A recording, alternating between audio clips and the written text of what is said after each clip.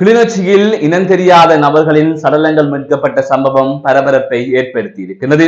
வவுனியாவில் உயிரிழந்த நண்பனின் 3வது ஆண்டு நினைவு தினத்தையொட்டி விபத்து இடம்பெற்ற இடத்தில் நண்பர்கள் அனைவரும் சென்று திருவுருவ படத்துக்கு மாலை அணிவித்து அதன் தொடர்ச்சியாக மதிய உணவும் பலருக்கு வழங்கி இருக்கிறார்கள். இந்த 2 செய்திகள் தொடர்பில் தான் இந்த தொகுப்பில் விரிவாக பார்க்க இருக்கின்றோம். கிளிநொச்சியில் இனம் தெரியாத சடலங்கள் மீட்கப்பட்டிருப்பதாக தெரிவிக்கப்பட்டிருக்கின்றது. கிளிநொச்சி A35 பிரதான வீதியில் பாலத்திலிருந்தே இவ்வாறு 2 சடலங்கள் இனங்காணப்பட்டிருப்பதாக தெரிவிக்கப்பட்டிருக்கிறது. குறித்த 2 சடலங்களும் ஆண்களின் சடலங்கள் என்று கூறப்படுகின்றது. இந்த 2 பேரும் எவ்வாறு உயிரிழந்தார்கள் என்பது தொடர்பான விசாரணைகள் தற்பொழுது மேற்கொள்ளப்பட்டு வருவதாக கூறப்படுகின்றது.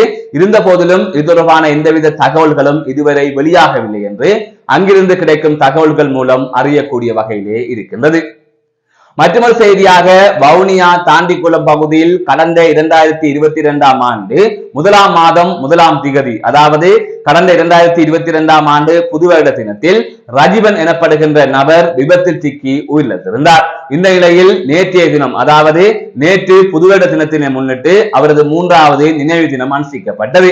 அதனையொட்டி அவரது நண்பர்கள் குறித்த விபத்து இடம்பெற்ற இடத்திற்கு சென்று அவரது மாலையை வைத்து அவருக்கான அஞ்சலியை செலுத்திவிட்டு 50 பேருக்கு மதிய உணவும் வழங்கி இருக்கின்றார்கள். தொடர்பாக தற்பொழுது பேசப்படுகிறது. உண்மையிலே உயிரிழந்ததன் பின்னர் நண்பர்களாக அதே இடத்தில், அதாவது விபத்து இடம்பெற்ற இடத்திற்கே சென்று நினைவு கூறுவது என்பதே மிகவும் ஒரு பாராட்டுக்குரிய செயற்பாடாகவே அனைவராலும் பார்க்கப்படுகிறது. அதனை தாண்டி நெகிழ்ச்சியை ஏற்படுத்துகின்ற ஒரு சம்பவமாக மாறி இருக்கிறது.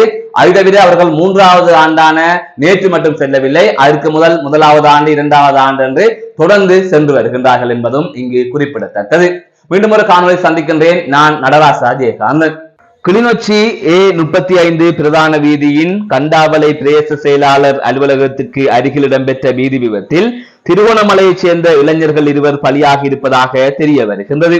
திருகோணமலை நோக்கி பயணித்த மோட்டார் சைக்கிளே இவ்வாறு விபத்துக்குள்ளாகி பாலத்தில் விழுந்துள்ளது. இதன் காரணமாக 2 மரணித்துள்ள நிலையில் இன்று சடலமாக மீட்கப்பட்டனர். மரணித்தவர்கள் 2 திருகோணமலை நிலாவளி பகுதியைச் சேர்ந்த 23 வயதுடைய ஆண்டன் சாந்தன் மற்றும் அதே பகுதியைச் சேர்ந்த 21 வயதுடைய சசிகரன் சிம்புரதன் ஆகிய 2 சடலங்களே இவ்வாறு மீட்கப்பட்டது. இன்றைய தினம் இவர்களது சடலத்தினை கிளிநொச்சி மாவட்ட நீதிமன்ற நீதவான் இஸ்மாயில் ஜெமின் அவர்கள் முன்னிலையில் அப்பகுதியில் இருந்து மீட்கப்பட்டிருக்கின்றது. தொடர்ந்து கிளிநொச்சி வைத்தியசாலைக்கு பிரேத பரிசோதனைக்காக குறித்த சடலங்கள் கொண்டு செல்லப்பட்டுள்ளது. அத்துடன் அவர்கள் பயணித்த மோட்டார் சைக்கிளும் இறந்தவர்களிடமிருந்து 71,100 ரூபாய் பணமும் போலீசாரினால் மீட்கப்பட்டிருக்கின்றது. இதேவேளை கிளிநொச்சி நகரில் கடந்த 25ஆம் திகதி டிப்பர் மற்றும் மோட்டார் சைக்கிள் மோதி விபத்தொன்று இடம்பெற்றிருந்தது. இந்த விபத்தில் 2 வயது குழந்தை சம்பவ தினத்திலே சம்பவ இடத்திலே உயிரிழந்திருந்தது.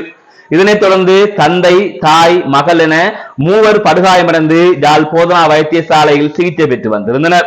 இந்த நிலையில் இன்றைய தினம் உயிரிழந்த குழந்தையின் தாய் சிகிச்சை பலனின்றி உயிரிழந்துள்ளதாக தெரிவிக்கப்பட்டிருக்கின்றது.